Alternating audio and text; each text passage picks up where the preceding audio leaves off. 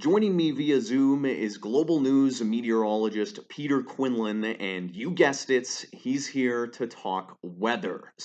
Peter, first off, thanks so much for being here and welcome to the show.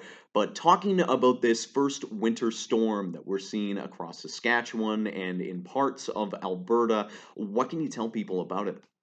Yeah, it's a pretty potent low pressure system. It's dumped a ton of moisture on British Columbia, brought in flooding to areas like Merritt and Princeton and the parts of the lower mainland. And it is continuing to slide through into Alberta and Saskatchewan, eventually Manitoba, Ontario, and Quebec too. And as it does so, it's going to dump a ton of snow, moisture, mixed precipitation, and bringing in some very strong and even damaging winds at times as it tracks through.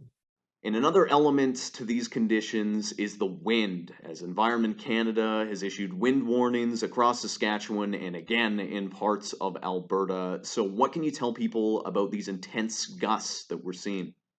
We'll likely see those gusts in the Lloydminster lingering into the early to mid evening hours. We're talking gusts potentially at times up to 110 kilometers per hour. So that does reduce visibility, creating whiteouts, near zero visibility, and poor travel conditions. So make sure you're checking ahead with the local authorities for those road conditions. It does look like into tomorrow, those winds should have eased right back. And tomorrow it'll be like nothing had even happened in terms of the sky. It'll be nice and sunny, and we'll see temperatures warming up during the day. But there certainly will be some havoc on the roads. And though we are anticipating a little bit of a break from the snow, it is expected that we'll see more fall this afternoon as well as into this evening. Yeah, we are expecting probably about 2 to 8 centimeters in the Lloydminster area once this is all said and done. It is fairly wet snow, so it does compact a little bit more than we would see, say, in the middle of winter, just because temperatures are around just below the freezing mark by a few degrees. But in behind this system, we will see those winds stay fairly strong into early tomorrow. The snow should be done by the day tomorrow, and we'll eventually see those skies clear and those winds ease.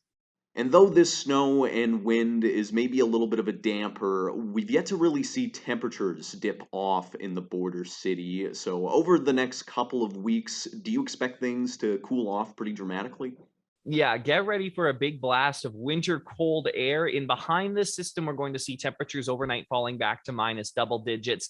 Then, with wind chill, we'll be feeling close to the minus 20s on your Wednesday morning. As we take you through the week, daytime highs will be in mid minus single digits. So, we're talking between -4 and -8. Overnight lows will stay into the minus double digits by a few degrees. It's this weekend that we will, by Sunday, probably get back to the minus teens for daytime highs. Overnight lows could push toward the minus 20s, which means those morning wind chill values could push toward the minus 30s at times. It looks like this cool down will be with us through all of the week after this week. And then as we hit the end of November, we might see a bit of a warm up, but I'm not seeing any major warm up on the way as we look ahead toward December. So get ready for this winter cold to be sticking around for quite some time. Thanks so much for doing this, Peter.